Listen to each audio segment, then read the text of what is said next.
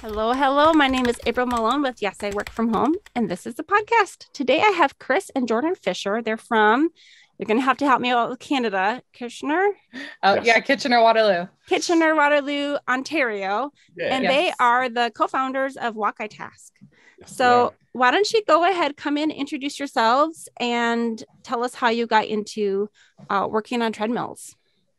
Yeah, so my name is Chris Fischer, and I'm the co-founder of Walk-I-Task. Jordan and I started showing interest in moving our bodies more during the workday roughly 5 years ago. So it was right before the pandemic where we had both transitioned into a job where you were now working from home. So what that really meant for us was no more walking from the parking lot, no more cooler talk, no more moving around, and a lot of, setting your alarms, 10 minutes before you got to wake up, roll out of bed, sometimes even start work from bed, doing the things that are getting very, very convenient. So we started realizing the negative impacts of a sedentary lifestyle fairly quickly. And it wasn't even just a little bit of weight gain. It was also the negative mental health impact that it was taking a toll on us as well. So we were looking for solutions to try to move more throughout the day, and had seen the all-encompassing treadmill desk out there that were available. Didn't really have the funds to purchase one on our own, but had a rec center in our apartment complex that we figured we might be able to kind of play MacGyver a little bit and create something that would allow us to move a little bit more throughout the day.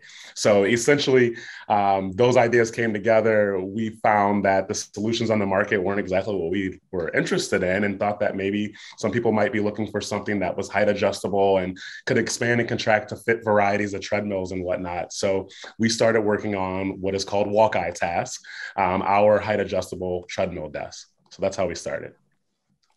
Jordan, anything else? Not too much to add to that, but I'm Jordan Fischer, and prior to getting into Walk-I-Task, what led us here, we both have a sales background. I worked in pharmaceutical sales before this, and also in the staffing industry. So I have experience. You would think pharmaceutical sales is personable, you're social, but it's actually quite a lonely job. You are driving a lot during the day. So I had a bit of that, I'll call experience not being in that office environment already, and then transitioned to an office environment with my staffing job. So I got to really understand the pros and cons of working in an office, and then also, eventually working from home. So I like to work from home. It's definitely my preference, but I definitely understand the pros and cons of that. So if you were watching the YouTube video, you've probably already figured it out. If you're listening, you might hear a very soft pad sound of Jordan. She's walking very slowly on her treadmill right now with her desk, holding it up. And I said hi for a good camera angle here. So how fast are you walking right now, Jordan? So right now, just for the purposes of the podcast and be aware of noise and everything, I'm around a 1.5. Typically, I'll be around a 2 miles per hour, but it just depends on the work that I'm doing, and everyone, depending on their age and ability level, they have to do what's comfortable for them. So I think it was maybe one of my most recent episodes with Linda Brandt, who hosted the treadmill race. And we talked about that on her episode, that it was coming up. And so I think I must have met one of you, both of you, maybe one of you. Yes, me. I took part of the treadmill race. Jordan wasn't available that day, but that was awesome what Linda put together. It was pretty cool. I'm excited to kind of continue to participate and see how that grows. And it was with another one of my previous guests. I'm trying to think of episode 40. Help me out. Justin Higgins, episode 39. He was one of my previous guests as well. So it was fun to see both of them there. Yeah. And it was 1 a.m. start time for me in I'm Pacific time right now because we're in Arizona and we don't observe daylight savings. And I was kind of pulling an all-nighter that night. So I hopped in. I actually had a focus mate session with Linda right before we got started. Okay. And we're like, are you ready? and she was going to do some meditation while she was walking. And then I think I was kind of on and off a few times that night because I was literally pulling an all-nighter. I was doing a big project. And it was really nice to have the accountability of some other people there. I turned my camera off sometimes, took a break, walked away, you know, actually took a nap for a little while and then came back and I got my work done that night. It was great. Wow. Awesome. That is awesome. And you had met Linda through FocusMate, which seems to be a pretty, I didn't know what that was until Justin had told me that that's how he and Linda had met. I had never heard of FocusMate. It sounds like it's a pretty cool resource for people working from home. It is. I also met Justin that way as well. Okay. So have you tried it yet? It's free you get 3 free sessions a week. And then if you want more than that, it's $5 a month, which might feel like a low cost for a really awesome service, but it's $5 a month around the world. So depending on where you live, that may or may not be,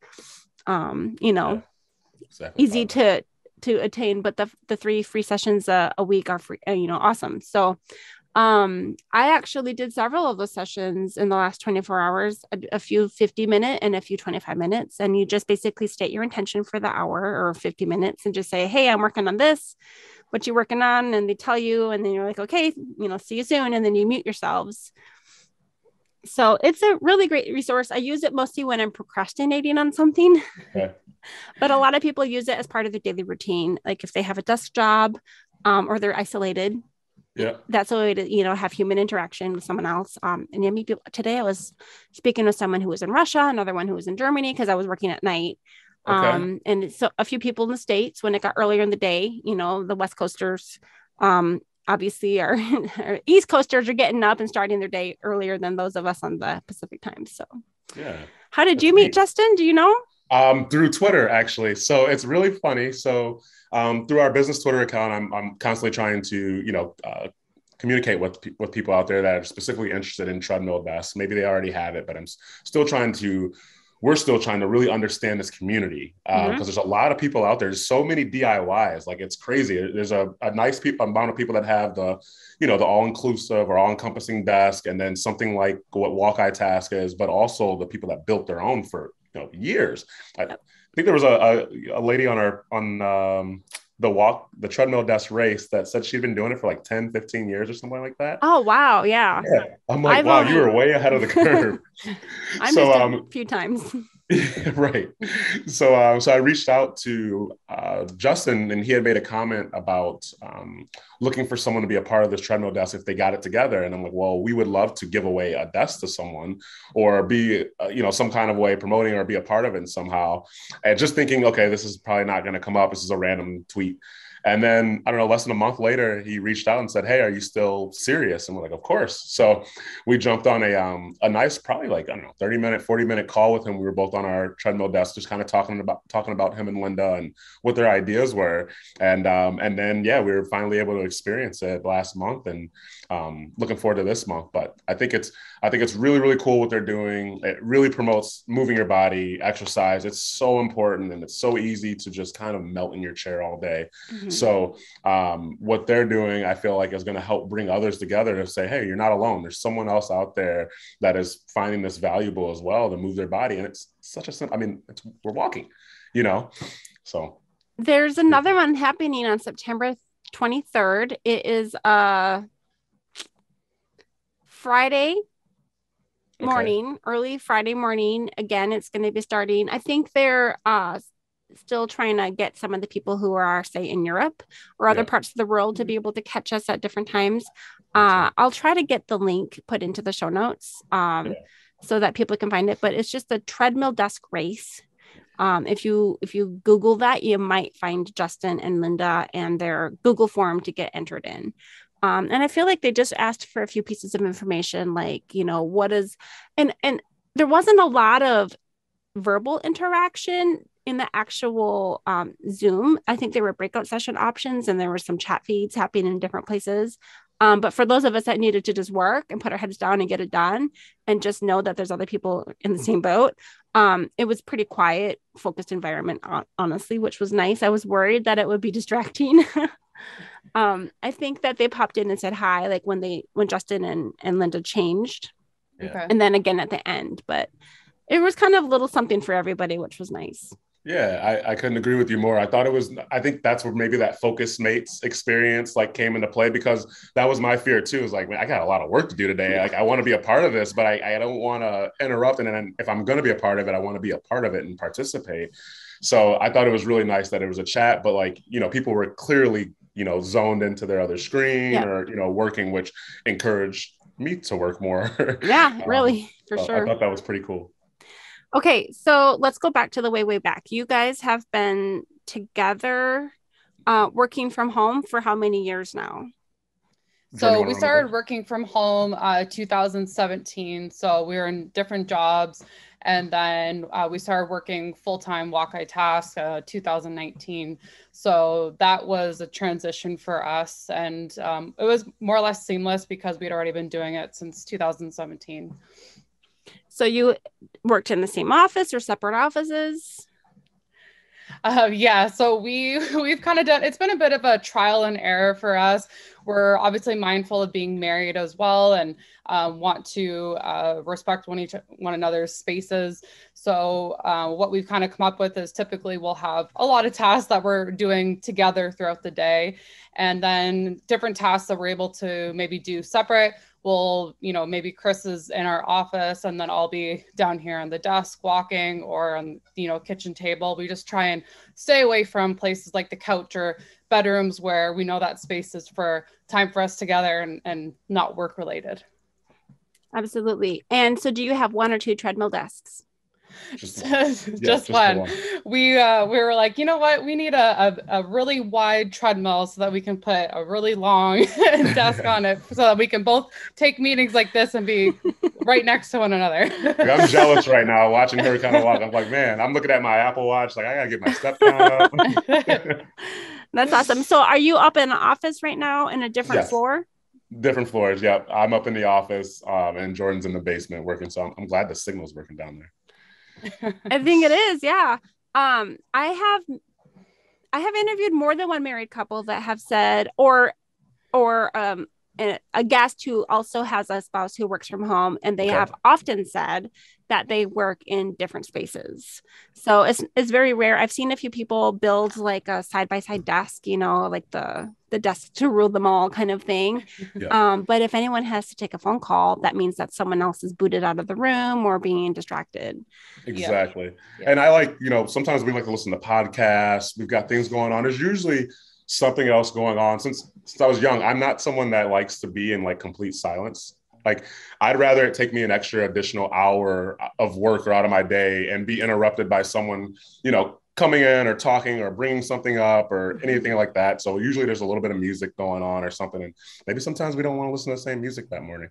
So it's nice that we have the office where we do have two desks set up so we can work together, running the company together. We do need to be conscious of that, but giving each other our own space and having your own quote unquote office where you can kind of be, out of each other's hair. I think it's great for work, but it's also even better for our marriage, right? Like we're spending a lot of time together interacting. Right.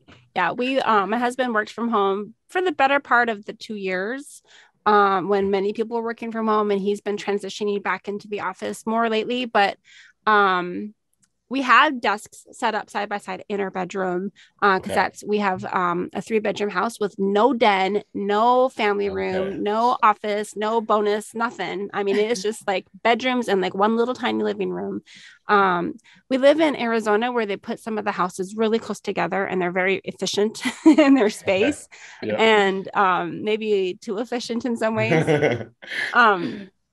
So, but there's times like, maybe for 10 or 15 minutes that, we can sit side by side and get some work done. But as soon as one of us has to be in a call, then, we have to separate. I actually am in our master closet, or I guess master closet isn't the right word. I'm in our primary closet. Yeah. Primary closet. That's all changed in the last couple of years. Yeah. So it's it's gutted of all clothes, and it has bookshelves and cubbies and, cube things in here because I was teaching out of here. And I actually need to transition it because I don't teach in here anymore. I mean, I could, but I could reduce the amount of storage. I would love to have a walking treadmill in here, but I'm not sure if it's long enough. Okay. I would have to be kind of a short treadmill, but I walk slow enough. I could probably accommodate that. Yeah. So now your treadmill desk is not an all-inclusive desk. It's not like a treadmill on with a desk attached. This is something that you can set on top of something. So how does someone handle that? Yeah, no, that's a great question. So that's exactly why we created it, is that we realized that a lot of people have treadmills at home. It's the most popular, home exercise equipment there ever has been. But a lot of us, ourselves included, growing up, kind of turned that into like a clothes hook. It was always hanging like winter coats or something. Right. It was never, it got used like when it got purchased for, I don't know, a month or two. And then all of a sudden it slowly got dust and it was a good place to hang things. So we wanted to try to encourage people to be able to utilize that desk. So they've already got the 90% of the equipment, then they would purchase our height adjustable desk that attaches to it. And it would give them the opportunity to walk during the workday. But let's say your spouse or even yourself, maybe you like to run. So you want something a little bit more high intensive for your cardiovascular. Now you can just easily slide that right off, set it to the side, and you get your little run in, or whoever else may live in the home as well. That's actually a really good point, because a lot of the desks that are created for work from home, treadmill desk situations have a very low speed. They're like 1 to 4 miles per hour, and that's the limit. Yes. Where this is letting you now, are you assuming that the people that use your treadmill desk are going to use a treadmill that has arms that you can set something across flat? Yes, you have to have arms for ours. Yeah. And it's a neat little clamping mechanism that we have to help make sure that it's secure to the desk as well. That was something that was extremely important to us. It was obviously secured this because, it's very expensive laptops and, those MacBooks and things nowadays you don't want those things falling off, and you get some vibration, right? Depending on if you're walking at 1 mile per hour or 2.5, you get a little bit of vibration, and throughout the day, something starts to slide. So we wanted to make sure that it was going to be sturdy and secure, and also that it was going to be, height adjustable and cost effective too. So. Right. I might be a good candidate then, because I just have literally a floating shelf resting over the two arms of my treadmill. And then I have mine just, right there on top of that floating shelf. Now I am 5'3", and I wonder if you said it's height adjustable. So does that mean that it's more I don't know. I'm thinking ergonomic, from an ergonomic standpoint, you're going to want your desk or laptop at certain levels, right? And most treadmill handrails are fairly low, so a lot of times, you're going to hunch over if you're not 5'3" or 6 foot, 6'1", you're going to hunch over a little bit, and that causes neck and back strain. Absolutely. So it is important to have something higher, even if it wasn't our product that someone was looking at, so they could start incorporating, more movement into their daily. Through their daily routine. They need to be conscientious about it being height adjustable, just so they're not actually doing more damage than they are doing good. Mm-hmm. So I actually use a laptop for everything, but I have a Logitech keyboard that is Bluetooth, Wi-Fi, Bluetooth, both actually. And it has the ability to flip back and forth between like my MacBook, my iPhone, and iPad. Just with the click of a button. It has some of the Mac friendly keys on it. And so I actually elevate my desk when I'm I elevate the laptop so it's at a good height for video, because that's what I do a lot of. And then my keyboard is way down here. And so when I was looking at your product, I was like, that would be really much better for the camera angle, to elevate at least the monitor. Yes. If I still needed my arms to be lower, because since I'm short, it's not comfy to like have to raise my arms either. Yes. Exactly. And we do have with our desk, there is a lower platform. So the great thing about that is that if you wanted to throw your keyboard underneath there, you can do that and then put your laptop on top. It's great for storage as well. Is your product the black adjustable thing that I saw in pictures, or does it include some sort of platform that goes over the handrails? So does the black adjustable height adjustable thing, does it attach to something? Do you sell anything else that you put over the arms of the treadmill?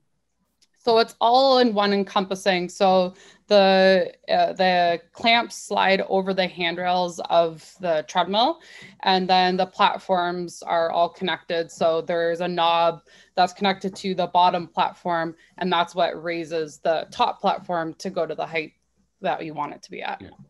And how many different kinds of treadmill models does this work on? Newer and older ones? So I would say most models after like the early 2000s. Unfortunately, some of the older like 1990s or super early 2000 treadmills have very, very thin handrails. So our knob doesn't necessarily secure to that. So there's some guidelines that we needed to fit, but we fit the very, very high majority of treadmills. We get very few returns, and when they are, it's a lot of times it's a few brands that are no longer in business, and it's a much older treadmill. So we are working on being able to fit those treadmills and maybe some of the ones that we don't fit by creating separate arms or something that would attach to our desk. Mm-hmm. But right now it is all encompassing. It comes fully assembled. So you just take it out of the box and get going. So, oh, nice. Yeah. And then if you needed to take it off for some reason, what is the process? Does it take a few minutes? So it's very, go ahead. It's very easy. It attaches to the handrails with a knob. So that's how if the handrail is like this, the knob kind of comes underneath and it sits on top of the handrail. So it's very stable. To take it off, it's really easy. You just loosen the knob and then you slide it off. So This was really important for us. We have a lot of customers that are also runners, and that was kind of the purpose behind creating a desk for an existing treadmill. If you are using it to get running or jogging or anything like that, you want it to be able to attach and detach really quickly and easily. Did you start the business at the same time? Did you both quit your other positions in sales at the same time, or did you kind of ease one person into it first? Great question. So, it took a bit. There was quite the process to making sure that this was going to be something that a lot of other people would be interested in purchasing, so we could still pay our bills. So we were working, both of us were working our other jobs at the same time for what, Jordan, 3 years, 4 years almost? Yes, since 2017. Yeah, it's about 3. So 3 to 4 years before we were able to make that leap. And at that time, a lot of it was the design process. And then, of course, we got hit with COVID during that time as well. But at the same time, COVID, it helped our business in the sense of a lot of people working from home now and a lot of people looking for home fitness or exercise equipment and things of that nature. So that kind of given us the opportunity to transition to, well, we were both going to need to be full-time. I think just because we're an e-commerce company, and we're new, innovative, there's a lot of questions. So a lot of our job is spent with customer service, which is huge for us, but it's very time consuming. So you're constantly answering questions.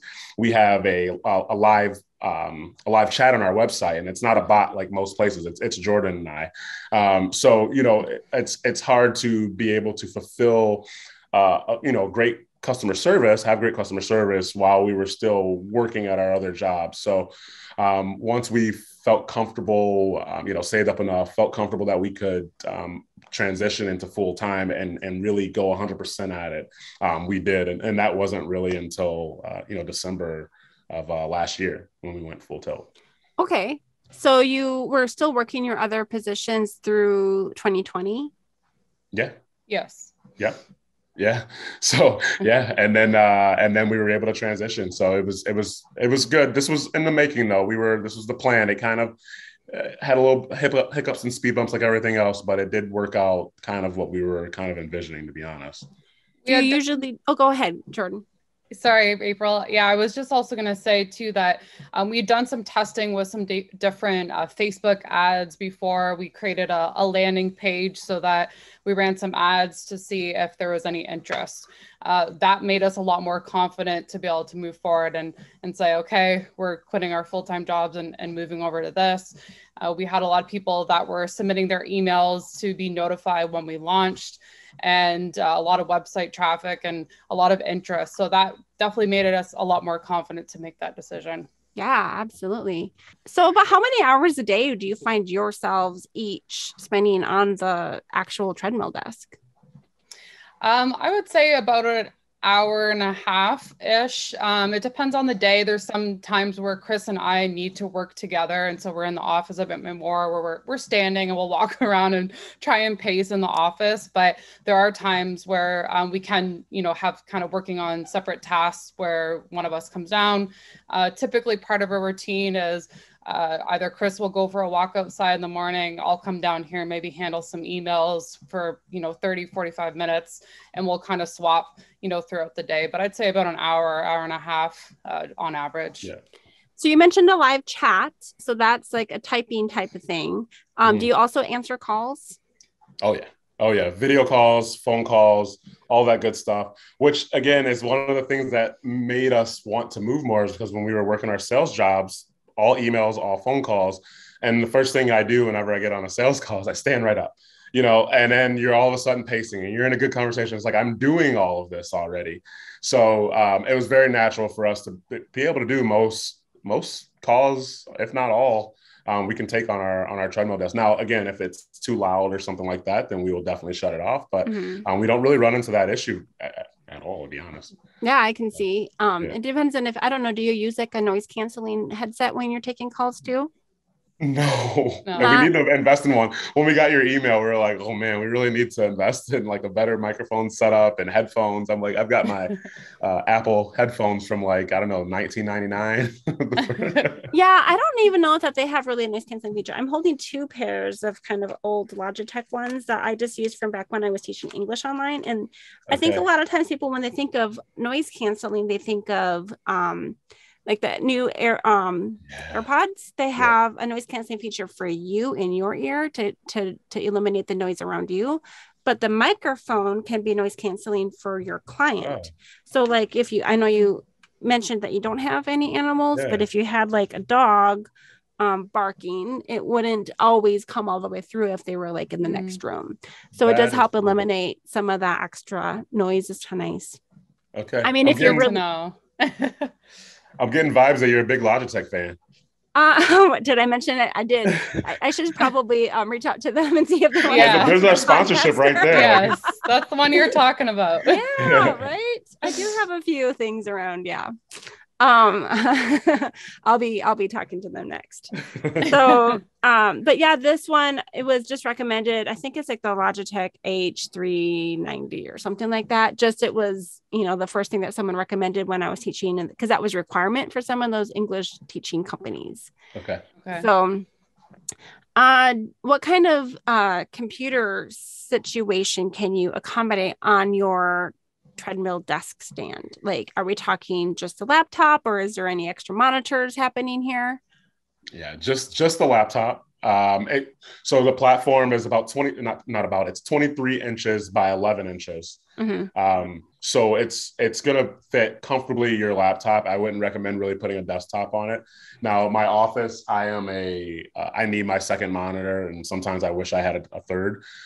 So there is a lot of the day that's sitting at the desk too, where we need both monitors. But for the desk purposes, it is I would say just for the laptop. And of course, as Jordan mentioned before, there is that second platform underneath for your keyboard and mouse pad and all that good stuff as well.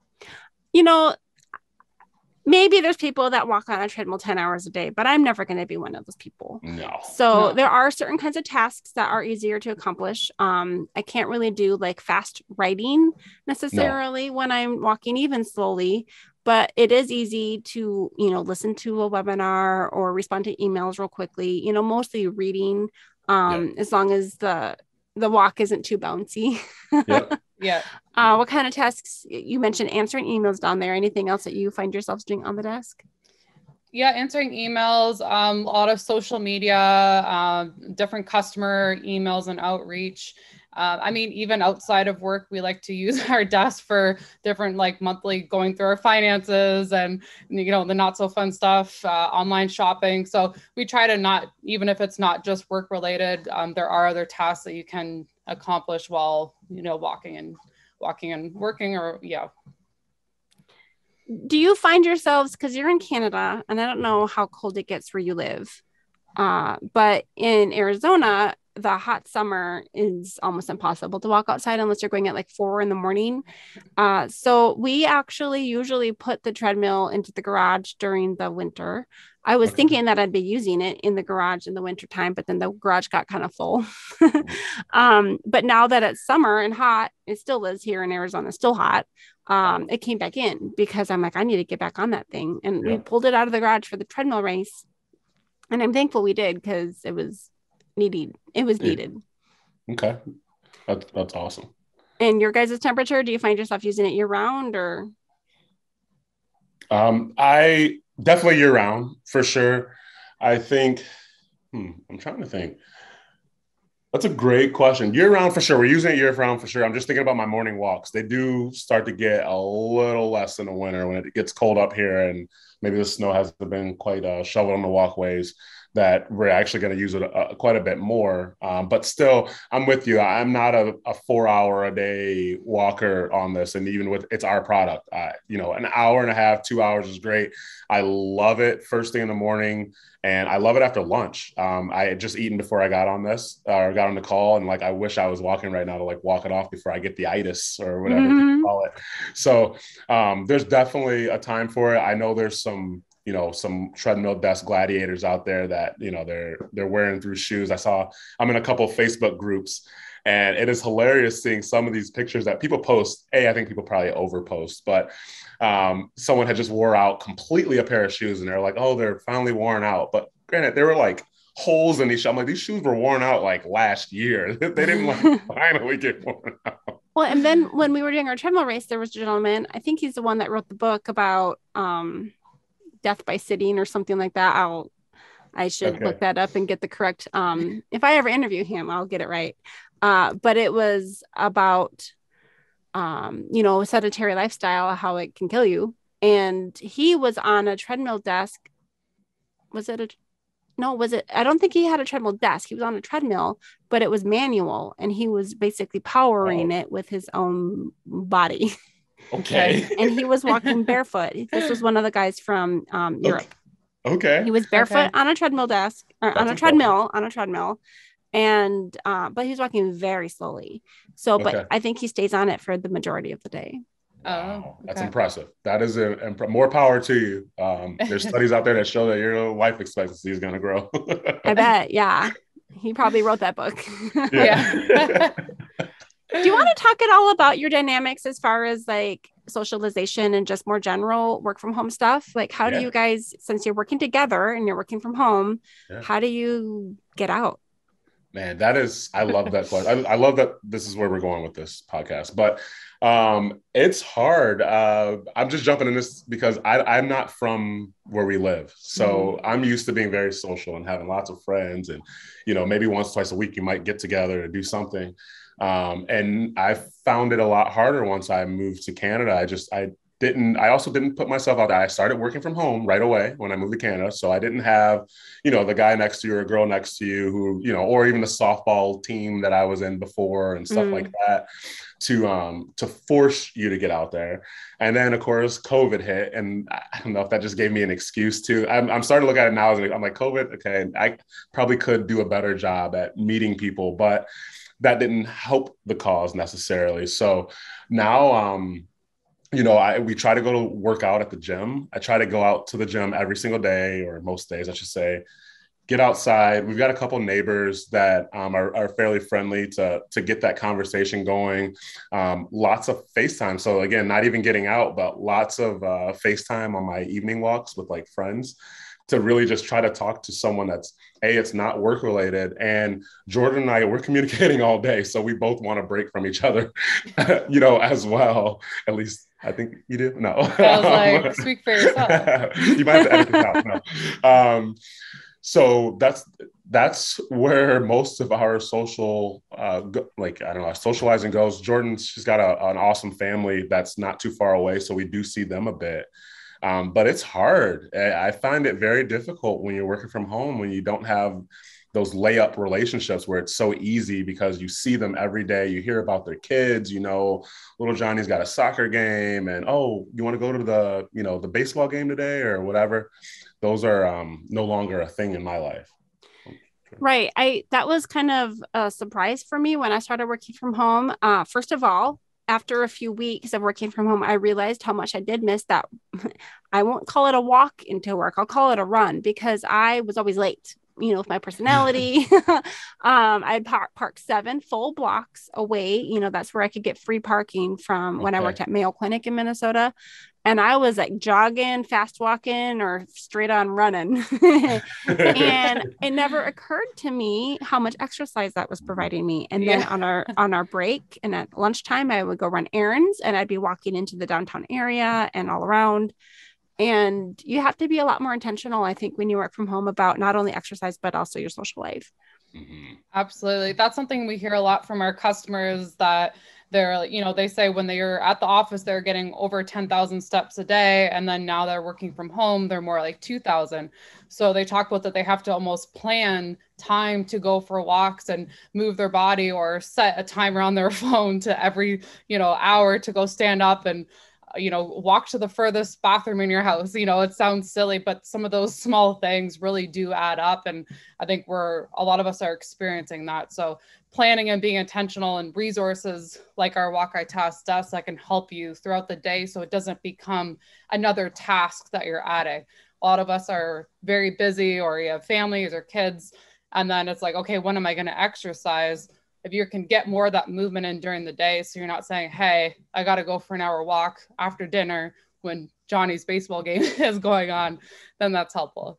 Well, and just to kind of piggyback on that too, I think, April, you bring up a great point that those calories that we often burn that we don't realize we're burning.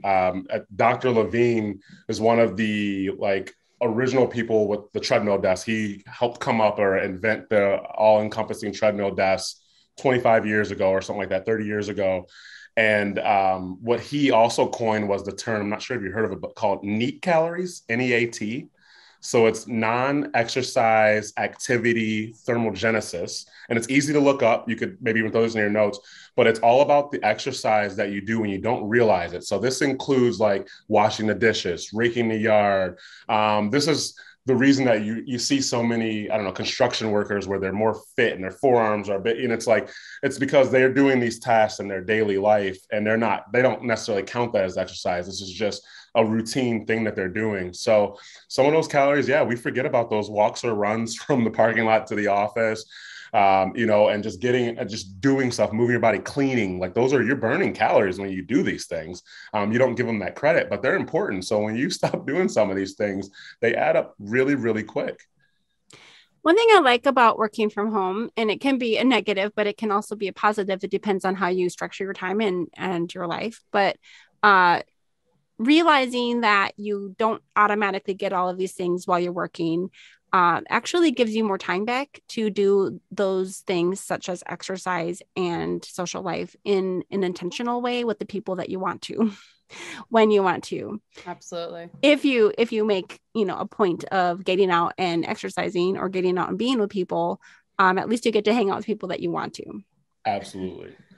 I was curious to know if some of your guests, do they mention or bring up how their lives changed in that regards when they started working from home, or how they implement exercising, or if they're taking walks, or you're just in an office. I feel like sometimes, even when I was at an office, you might not even know it rained or snowed that day or something. Because you're so dialed in. I had no windows when I worked in the office. The doctors that were surrounding us had the windows, and we were just in a dark fluorescent light office cubicle area. I think it just depends on the person. Okay. Some people have, let me make sure I'm getting your question right, but some people have enjoyed, I don't know, what did you ask me again? Just how people are kind of functioning from a health and wellness perspective, like how their lives have changed now that they're not doing those walks in the office. But has that been something consciously that people have been thinking about at all or focused on? So when I started this podcast and my market research for the podcast and my company, I started it right after the pandemics. Okay. I actually had it all in motion. I was literally going to be renting like a WeWork kind of space, a shared office co-working space just on the road. I don't think it's actually WeWork, but everything was shut down right like a week before I was ready to go. And so everything is a little skewed because the pandemic affected people's lives, so much. Yeah. But for people that, already were working from home before the pandemic, that was one way that some people combated the isolation or escaped the noisy environment of their home, was by going to co-working spaces or coffee shops and things. But they would go when they needed it. Not everybody needs that every day, all day, or it's not a good working environment for you to be, deeply focused. It's hard for me to focus at a coffee shop. As far as exercise, I actually have heard a lot of people use their exercise as kind of like their commute. So in the morning, instead of going in the car and driving to work, they'll go for the walk around the block. And I've heard of some people even like they'll walk around the block one direction for the beginning of the day and walk around it the other way. Actually, one of my neighbors, I think he does a walk as part of his routine. I interviewed someone recently who takes a shower at the end. And then she puts on her different comfy clothes. She puts on dress clothes during the day, and that's not me. Yeah, no, I'm like, more power to you. Some people have a whole makeup routine and things, but as far as being intentional with getting together people, did you say that you FaceTime while you're walking? Oh yeah. Out in public. Yes. When I'm walking around the block, FaceTiming, this non-work related. This is like mom and friends, but yeah. Oh yeah. So that's a new one because I hear people making a call, but you're like walking and not tripping on the sidewalk while you're video calling. I'm not tripping. I try to, so safety first, I try to keep one headphone out because to be aware of my surrounding, not that I live in the roughest area or anything like that, but yeah, no, I don't know if I would recommend it unless you know what I mean? You need to be really aware because there's been a time or two where, again, I'm in a subdivision, so it's not like I'm going to accidentally walk out in front of like the expressway. Right. But I'm like 3 steps away from being like, could have been out in the street. So no, I've done it as well. I've had actually some people, it's really interesting to hear, how people sometimes limit their devices and their interaction with, the internet or whatever as they're walking because they really want to like take in nature. They really want to be grounded and like mindful of everything. And they use it as like their, I don't know, clearing their mind and preparing for the daytime. And then there's other people like me who I'm like, oh no, I'm going to like multitask the heck out of this. I'm with you there. And it's like, it's very hard to like, to separate the two sometimes because I don't know, sometimes you're like fired up during the day and just because you're going on your walk doesn't mean your wheels aren't like spinning. But I'm with you where the trees are going to start to change, right? And this is a good time to like make sure you're recognizing and that you're aware that like things are happening around you. Fall's coming, trees are changing, hear a bird chirp. My wife likes to walk in the rain every once in a while just to feel the rain on your body or skin. Like those are things that help with those senses. So I 100% know what you're saying from where it's like, okay, some people need to be headphones out and just be one with the world, which is amazing. Sometimes it's just like, you got so much stuff going on. I'm okay with a variety pack. Like I'm okay with the idea that sometimes I'm going to do this. Yeah. So what about you, Jordan? Yeah, I would say I lean more towards walking outside. It's more so outside. If I'm walking outside, kind of nature, I like to kind of decompress myself from work. But there also is times where I know walking, I'm a lot more creative. And that's also studies are proven that when you're walking, you're more creative. So it kind of depends on the mindset and when I'm walking. Chris mentioned I like to walk in the rain. Sometimes might be weird, but I do enjoy the rain for some reason. I find it very calming. And so I like to be out there, but it's a mix for sure. But I enjoy that. Do you two walk together? No. We might walk at the same time. It's funny that you just asked us this because we were just talking about it with I don't know, one of our Jordan's family friends, and we will walk out of the house and we get to the corner. We live in like a little crescent, and yeah, it is like you split. It is like part in the Red Sea. Yeah. See you later. If we're walking the same way on other sides of the street, I'm like, why are you following me? Yeah. So it's your alone time. It's your chance to separate a little. That's okay. That's good. It's healthy. Necessary for sure. I'm with you. Now, is Kitchener your hometown, Jordan? Yeah, I grew up in Waterloo, Kitchener, Waterloo. They're basically right next to one another. Twin So cities. Okay. yes. Yeah. And so how about you and your social life? Because he was talking about how he's not from here. How about you? Do you feel like you still have connections from growing up there? Yeah, absolutely. Yeah, like Chris was saying, my family is definitely close and we spend a lot of time with them. I played basketball growing up, so I have a big group of basketball friends. Unfortunately, a lot of them are kind of moved to different, locations and cities across Canada. So a lot of that catch up is more like FaceTime and phone calls and stuff. But the friends that are kind of within like Toronto, Kitchener, Waterloo area, I like to see them. Life gets busy and if you don't put it in calendar, you make excuses to not see people. So that's definitely something that Chris and I have talked about doing, is making sure you get something in the books or else time flies and all of a sudden it's been, 3 months that you haven't seen someone. So I have a really great support system, both friends and family. So definitely lucky about that. And they've, welcomed Chris, which is important for him. I know he sacrificed a lot coming from Michigan. So yeah, that's definitely important, definitely impacted. And I think even at this age where kind of everyone has their like friend groups already, or everyone's so busy that meeting new people, you really have to make that a priority and effort. So that's something that Chris and I have talked about, and we'll kind of work on. And once you're out there, whether it's a gym or joining different classes or trying new things, those are new opportunities to meet people. I think just going somewhere, the same place every week where the same people often congregate, like for a meeting or a nonprofit or volunteer opportunity or whatever, can help promote that, friendship building. But for us, having kids helped. It seemed like when you have kids, it separates you from your old friends, but it kind of helps draw in new friends. And so when we moved from state to state to state, because we have moved a few times, Okay. that's that kind of been the glue that kind of helped. Okay. But I see a lot of people that just talk about like joining, say, a virtual meetup or even Yeah. Toastmasters or something to help build a skill maybe for business, but then you start to create, friendships. I Okay. like that. No, that's awesome. Toastmasters, that's like a similar to Focus Mate. You know what is different actually? Toastmasters, it has been around for decades. It's a speech.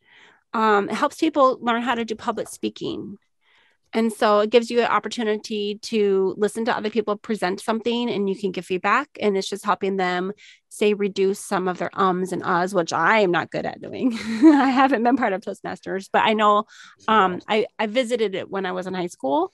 Okay. And I actually, one of my first interviews that I did, a guy, he kind of got his public speaking thing in there. I think I've talked to a few Toastmasters people, but yeah, Okay. I mean, if you're looking for, not only just a place to build your, connections, but also your skills. Yes, definitely. No, that's Yep. awesome. Thank you for bringing that up. All right. So what else? Do you guys have any quirky, I don't know how to say that. Maybe quirky isn't the right word. Do you have any like things that you've learned along the way that you started doing after a few years that you wish that you would have done from the beginning? Hmm. That was a great question. Just like work from home related or business Yeah. related or um I didn't go on those walks. I just Yeah. started getting hip to the walking outside thing in the last like year or year and a half, and really realized how much I needed to get outside. Again, owning a product that needs to be used inside on a treadmill, but I still am a huge proponent of like go outside, get that fresh air, get that sunlight. Like I think that is extremely important, and I underestimated the power of just going on for a walk. I think I always thought you had to go for a run, to be honest. And I'm not a runner. I'm not. I run to the fridge. That's about it.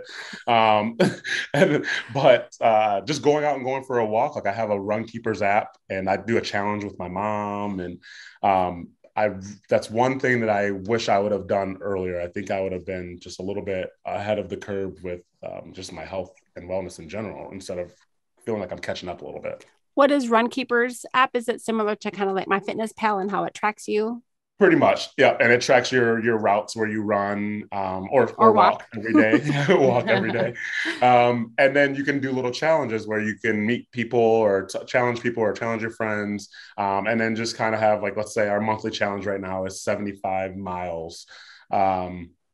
and we've been hitting it. And it's cool when you get a group. I think there's something about a challenge, right? You see someone else and then you're like, wait a minute, I haven't gotten on and got my steps yet. And they got a mile and a half in a day. I can go, it takes me 30 minutes to go get a mile and a half and listen to a podcast and get outside. So I'm definitely a big supporter of the Runkeeper app. Now, do you add together your treadmill miles to your Runkeeper miles? Yes, I do.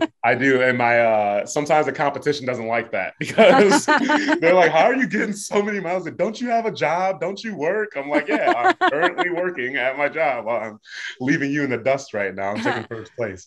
So she was walking at 1.5 as a slow pace. What do you guys usually walk at?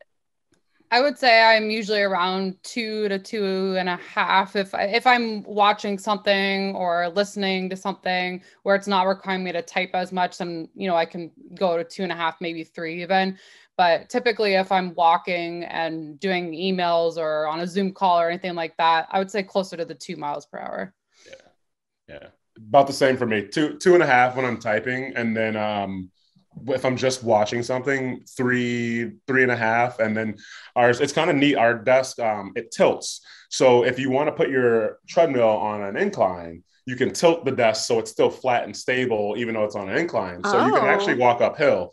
And a lot of our customers really get a kick out of that because sometimes we've got a pretty nice presence in, I'd say, like more of the marathon runners field, where that's more high intensity than a lot of people who are just trying to get their 10,000 steps in a day. So they're like, oh, I want to do more.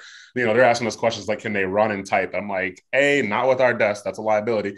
B, it's got to be humanly impossible to run and type at the same time, but they want to do it. So we have our desk is designed so you could at least walk at an incline. And sometimes that's really nice to do when you're on a webinar or again, we're big YouTube. We watch a lot of YouTube videos. We're always constantly trying to learn something. So you can throw that on an incline and walk at 3 miles per hour, and you can actually get a solid, more of a little workout in. So your desk isn't sliding off. No. Yeah. Definitely not. No. So that's actually something I wouldn't have even considered. So I'm glad you thought of that. Yeah. Oh, funny. All right. So I usually like to, I go lots of different directions with my questions, and I usually ask about household stuff. How do you divide and conquer household responsibilities? Great question. Do you want to take it or me? Sure. Yeah. I would say we're a very, I'll call more modern family household, non-traditional. Chris, helps with everything around the house the same way that I would. It's not just cooking or just laundry and, a typical, woman that he helps with as well. So it's very balanced. I don't know. I kind of just feels like if something has to be done, just one of us do it. If the garbage is full, one of us will go take it out. If the dishes are in the sink that needs to get filled, we'll do it, or we're there together and we'll both help each other. So that will probably evolve when we have kids and things get a little bit busier. I'm sure we'll have to be a little bit more intentional with who's in charge of what. But right now, I have to say we actually have a very good system, and we're both very helpful to one another. I don't know if Chris agrees, but yeah, no, I agree. I think we're very non-traditional, especially when I look at some of our parents or friends' parents or even grandparents, where it is a very traditional role. And that is something that Jordan and I don't, we're not really supportive of that. So it's funny you bring it up because today was trash day this morning, and I went on my walk thinking that I was going to be able to take the trash out before the guy came this morning or whatever. And I was, but when I got back from my walk, Jordan had already taken it out. So I we sit down for work and I'm like, hey, I know you've taken the trash out the last probably 2 times gotten picked up. I just don't want you to be doing that every time. Give me the opportunity. I just do it when I do it when I'm done with my walk. So if you're going to race me at 8 o'clock in the morning and get it done, then you might beat me every single time. But I just don't want you to feel like I'm making you take out the trash every morning or every week. So we divide and conquer. We're a great team. We're a great team.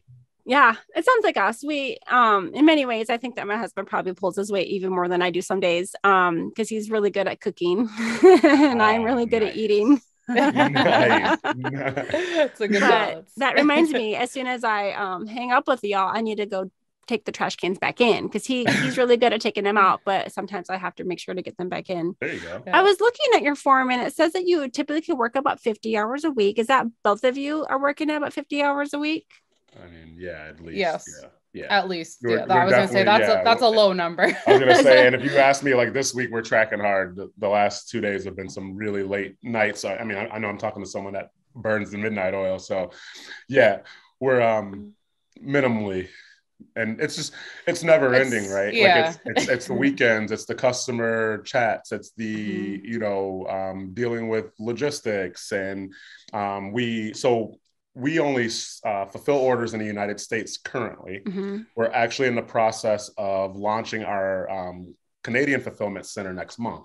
Yay. So I know we're so stoked. We're really, really stoked. But again, that creates a lot of pieces, and we don't have a logistics background or anything like that. So we're learning a lot of how these things work out. We're trying to build these relationships with FedEx and these companies to help get our shipping prices down, so we don't have to pass over added costs to our customers. Right. So there's constantly a lot of that kind of going on in our daily routine for sure. You said fulfillment. So are you using like a drop ship option then?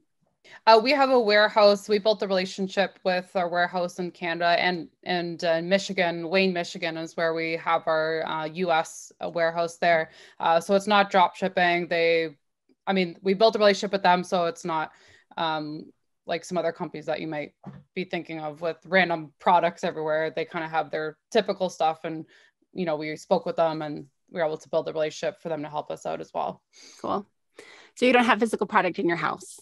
No, we don't have physical product. And it's actually a high school relationship. We were really close to end up needing to do that, but a high school relationship where someone did logistics and warehouse and their family had owned it. So we got really lucky because we were able to learn and also really be hands-on as far so it's 3 hours away, 3.5 hours away, but we could constantly be in communication and FaceTime where I think where other companies, we wouldn't have had that relationship with. So it eased that a little bit. We do run our returns, any returns that we run out of my mom's basement in Atlanta, Georgia. Oh, okay. So we've got a family business going now. So she handles a lot of that. And once we start selling in Canada next month, it'll be nice. We'll actually probably have things returned somewhere near our area as well. So Jordan and I can be, looking at the desk, just seeing if there's anything wrong, like what's going on. We need to constantly try to better our product. This is still the very beginning for us. So there's going to be changes.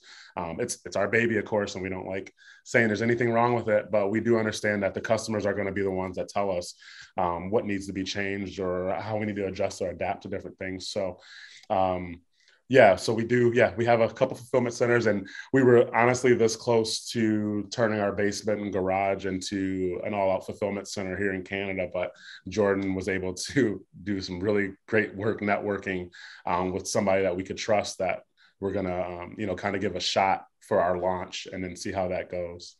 From what I understand, shipping from Canada to the US can be complicated. So having a site from each country will make that easier. Exactly. Absolutely. Lower cost, a less of a mess on your Shopify account. Some of these different databases, they all need to kind of be coinciding, connecting. So as soon as you throw in that Canada and United States, it's like all heck breaks loose. Customs. It's custom. Yeah, there's a bunch of things that, of course, we had no clue existed, but that are there to really have some checks and balances. So we have to, that's the best way for us to kind of get around some of those for simplicity. So I usually wrap things up by asking what is something that you would suggest to someone who's thinking about working from home for the first time. But with your desk, why don't you add in the component that's thinking about working from a treadmill desk for the first time? Like, what are the considerations they would need to keep in mind? I would say the first consideration I think is height adjustability. So that's going to be the big thing. I think that quickly when I realized that a lot of people were doing the DIY thing, a lot of it was putting a 2x4 or whatever across your handrails and then people taking pictures of themselves hunched over typing. And that's good business for your chiropractor, but it's not going to be good business for you. So I think that's the first thing someone needs to look at if they're looking to add more steps to their daily routine via a treadmill desk. And then cost is a big factor. So there are different products out there. You can buy a height adjustable standing desk that rises, and then you can buy like a track pad to walk on, and that could get costly. So you can already have a treadmill and add us to it. You can do that, or you can look at some of these bigger brands like Walkolution or something like that, where it's way more, I'd say, like attractive of a product. It looks very sleek and modern and all that, but it's going to be much higher from a cost perspective. So I think you need to look at your wallet. You need to look at something height adjustable for sure. I just wouldn't get, I'm gonna call it suckered, but I wouldn't get suckered into anything that is not height adjustable, because you can really hurt yourself. Especially if more than one person is trying to share the same desk. Are you the same height? Or are you? Yes, we are. Sorry, my wife's 6 foot and I'm probably 5'11 3/4. Oh, really? I'm 5'11. I'm 5'10 and a half. Yes. And seriously, I've got her by like this much. I think you're rounding up for me. Yeah, no, there's probably once a year where we're in front of the family and it comes up and we do a side by side, and and I usually win by like 1/8 of an inch every time, but it's enough to make me, pat my chest a little bit and walk out of there all right. But yeah, so we can keep our desks pretty much at the same height. That's awesome. When I interviewed actually I don't know if I interviewed him for my podcast or if I just talked with him for myself for an ergonomic assessment, but he said that a lot of the desks are made for people, like sitting desks are made for people who are like 6 foot, and so the very tall and the very short people really get left out. Yep. Very, very true. We're working, actually, we've had a return or two for folks that were closer to 5 foot, where our baseline is pretty much, I'd say maybe 3 inches above the handrails. And that was too tall for them. So we are working on a component that'll actually allow you to switch our arms around to drop it down about 3 inches below the handrails. Ooh. And we're interested to see how the market reacts to that, especially with children and gaming and all those things, where sometimes parents, at least my parents always wanted me outside and moving, but I know it's getting more difficult with the culture that is now. I have a couple young cousins, 14, 15, and it's just, the world has just completely changed, where everyone's like virtual. And I don't think it was just COVID. It was like before this, they were already like headset gaming, not like, you don't see any balls bouncing outside. So I'd be interested to know if parents would rather their kids just walk a little bit while they're on their games or not. And so for shorter heights, that might be something that's beneficial for kids. Oh man, whenever I get the treadmill out, which hopefully it'll be permanent for a while again, but we have a really tiny house, remember? Man, the kids are all over it. We have to, set up rules for safety. They can't just go to incline 10 and start running. And I mean, I suppose age and things, they'll have to put a age limit or some disclaimers or something on there just for legal protection. But all right. Well, any final thoughts before how can people find you? Yeah, so people can find us. We have social media, so Instagram at WalkITask. Our website is www.walkitask.com. And as we kind of mentioned throughout the podcast, we do have a live chat. So if you want to say hi, we'd love to hear from you. If you have any questions, please feel free to email us at info@walkitask.com.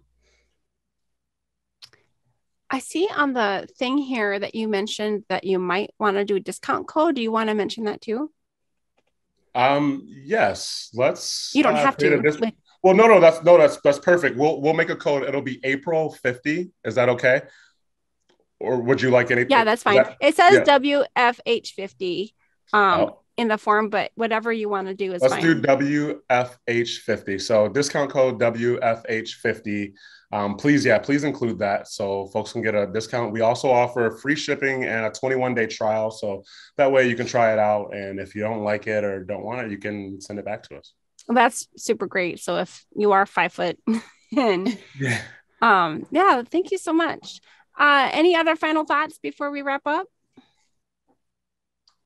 I Yeah, don't no, think so. I've got nothing. I really appreciate you, having us on. This is awesome what you're doing, and it's so relevant to our times, with so many people transitioning into, even if it's not a high, or even if it's not 100% work from home, but some kind of hybrid work from home model. And with all the data out there that's showing, it seems like people are leaning towards it. People are enjoying that extra time that they get to spend with their family and friends. And don't get me wrong, we missed some of that cooler talk, but at the end of the day, it seems like, I read an article the other day where people are taking quite a bit of a pay cut so that they can work from home. And when things are going like that, you could tell that people really enjoy being at home, and they're willing to get paid less. I have seen women ask the question before, and often it's women because, they're often the child caregivers.